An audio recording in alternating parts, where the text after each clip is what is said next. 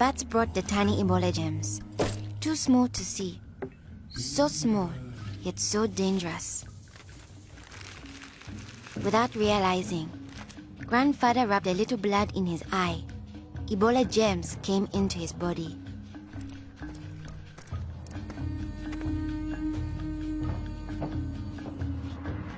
Days went by. Then Grandfather got a terrible fever and weakness. We thought it was malaria, but he was soon much worse. He had vomiting and diarrhea. His fever got even higher. I ran to get the nurse. But Grandfather had already died.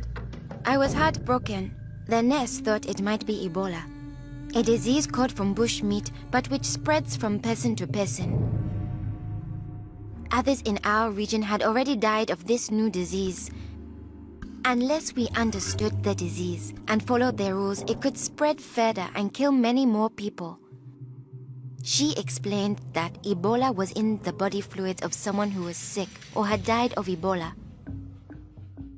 Their sweat, tears, mucus, saliva, vomit, diarrhea, urine, breast milk, sexual fluids, and blood.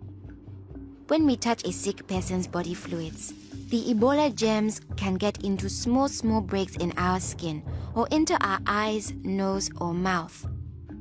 The Ebola germs spread into our body and make us sick. When somebody dies of Ebola, that body is much more contagious. No one should ever touch the dead body.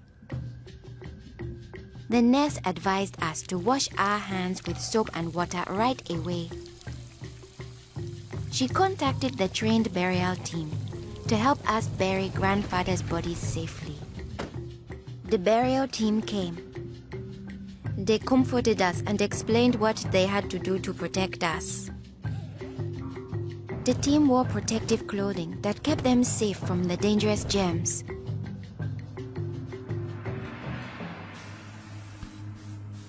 They sprayed Grandfather's room and his body with chlorine to destroy the Ebola germs. They put his body safely away in a bag. To prevent the spread of Ebola, no one could touch the body of anyone who had died with signs of the disease. They also burned his mattress, bedding, and clothes. Anything that might have his germs. All these actions made us safer. It was too great a risk to follow all our traditions. But we still honored Grandfather in the time of Ebola. Our chief gathered all the villagers together after Grandfather's death. He explained that it's natural for us to fear Ebola, but if we trust in our health workers and follow their rules, we could stop the disease. The nurse explains to us, when a person has symptoms such as fever, don't touch them. Get them to the treatment center right away.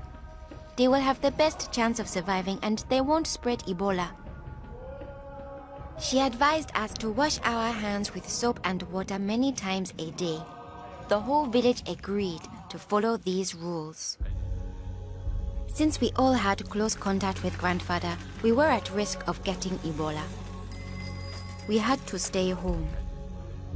A health worker visited us every day to see whether we had fever or signs of sickness. We would show signs within 21 days if we had Ebola.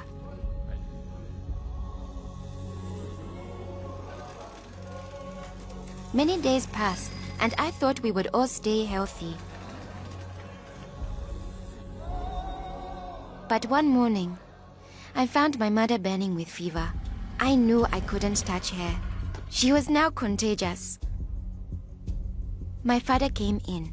He told me he was taking my mother away to our uncle's house in the nearby village. He was afraid to take her to the treatment center, afraid he'd never see her again. I knew I had to stop them. I was young, but I stood up to both of them. I told them if this could be Ebola, she must go to the treatment center right away. We needed to trust in our health workers to save her, save ourselves, and save our village. I saw in their faces that they understood. Running away would only lead to more death and suffering. My mother tested positive for Ebola. They found her a bed. At first, the health workers looked scary, but I knew they wore the suits to protect themselves, and inside they were normal people like the nurse.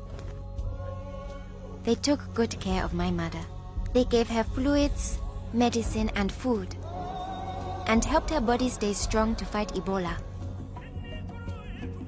I missed my mother very much, but I could still talk to her on the phone. Sadly, some people in my village didn't survive, but my mother got better day by day.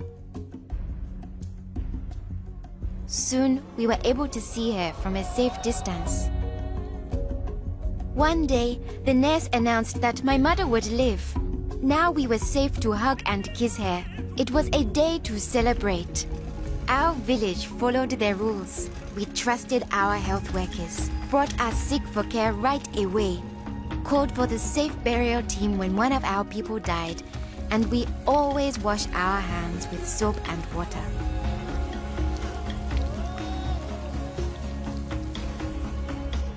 Our village survived Ebola. Yours can too.